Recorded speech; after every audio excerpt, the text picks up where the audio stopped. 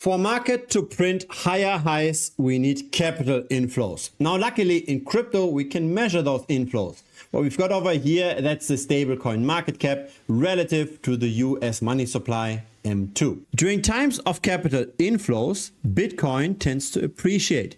During times of outflows, Bitcoin tends to depreciate. Those two vertical lines show when the growth in stablecoin market cap have slowed down. In both cases, declining prices follow. Recently, we see even outflows, as in capital is leaving the crypto ecosystem. So there's a good chance that Bitcoin will continue its bear market and maybe even accelerate the losses.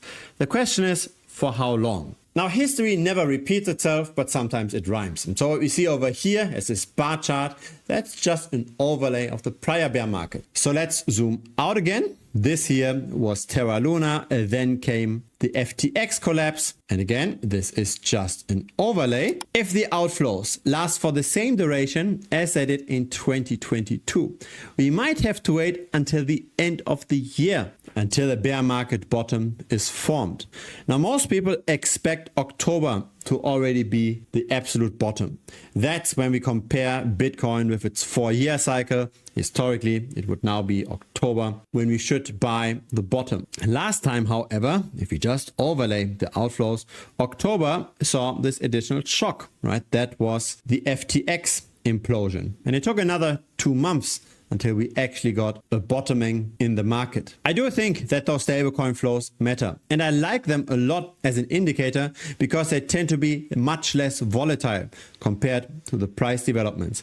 Right? In prices, we can crash and we can correct, but at the same time, the inflows stay steady upward. So that's a potential help to buy the bottoms, right? As long as money flows in and the prices go down, we can buy the bottom. Now, currently, since we see outflows, we probably want to do rather the opposite, right? We want to look for rallies and then short the rallies. Or in other words, always bet on falling prices whenever there's a recovery. Now, this is the stablecoin market cap. But we can also look at the stablecoin market cap relative to all of crypto, as in how much are people currently risk off? How much are they in stablecoins? How much have they swapped from the stablecoins to the risk-on assets, or from the risk-on assets to the stablecoins? When a lot of the money is currently in stablecoins, people are risk-off, they are scared, and so we should expect that crypto prices are comparatively low. When there's very little stablecoins on the sidelines, that means that the market is rather heated and probably cannot rally that much anymore. And when we look at the data, we see exactly that. So at the top, we've got the stablecoin dominance, how much of all of crypto is currently in stables. At the bottom, we've got the Bitcoin price. Clearly, when the stablecoin market cap is going up, crypto prices tend to go down. And when people deploy their stablecoins, crypto prices tend to go up. This even works on the micro, right? For example, here we had a high stablecoin dominance, we should be buying the bottom. We had low stablecoin dominance, we should be selling the top. Again, high stablecoin dominance, buy the bottom, low stablecoin dominance, sell the top. And so the art, of course, is to figure out where do we have a bottom or a top in the stablecoin dominance. Now, historically, with the last bear market, we hit the 16% mark, as in 16% of all of cryptocurrencies market cap was in stablecoins. We are not there yet. So that's another indication that this bear market is not yet over. We are at 13% stablecoin dominance. If that was to go up to 16%, then of course Bitcoin will go down at the same time. So we've got two effects here. We've got the outflows from the crypto ecosystem, so people simply swapping their stablecoins into fiat deposits in the bank account. That's effect number one. Effect number two is that people swap out of the risk-on assets. So something like Bitcoin, something like the altcoins, they swap that into the stable coins, simply just to be risk off and not to be exposed to the price movements.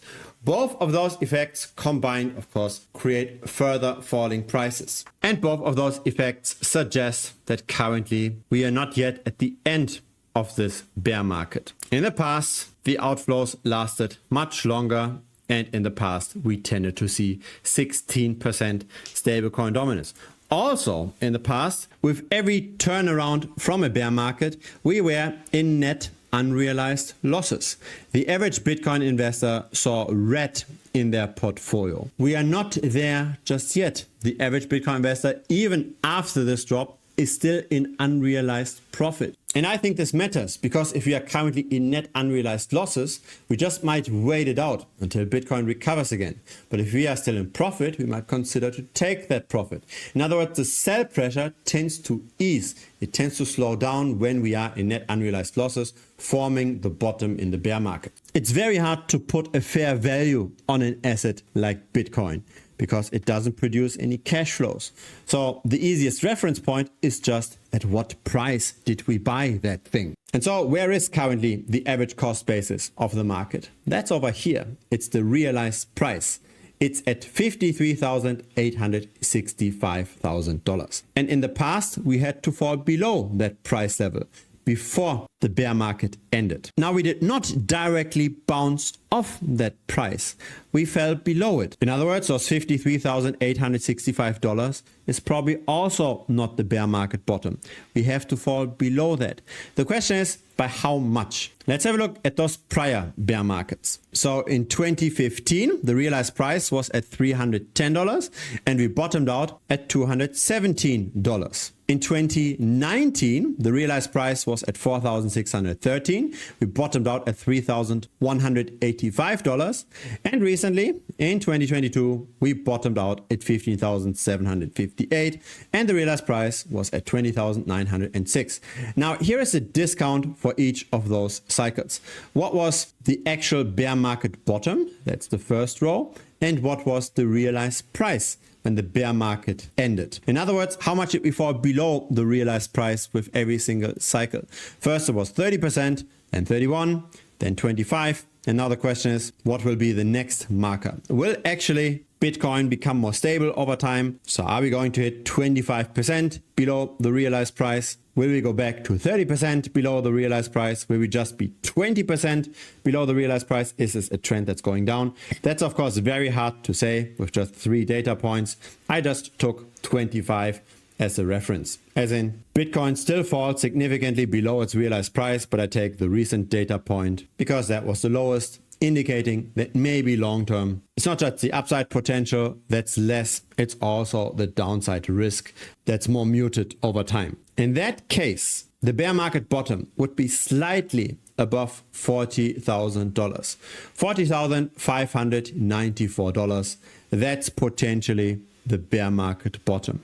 And it might take until the end of the year to hit that price. We would be approximately here on the Bitcoin chart. At the end of the year, it's slightly above $40,000. Now, do I enjoy making predictions like this? The answer is, of course, not. I want the price to go up. If the price of Bitcoin goes up, this will, of course, also help this channel. It will help us all financially, but we have to be also realistic. If you look at the patterns in the past and we see outflows and we see people trading out of Bitcoin and out of altcoins, and in the past, we always fell more from the all-time high, then the most likely scenario is probably a continuation of this bear market. I don't have a crystal ball either, right? I'm just presenting the data as I see it. What will cause this additional sell-off?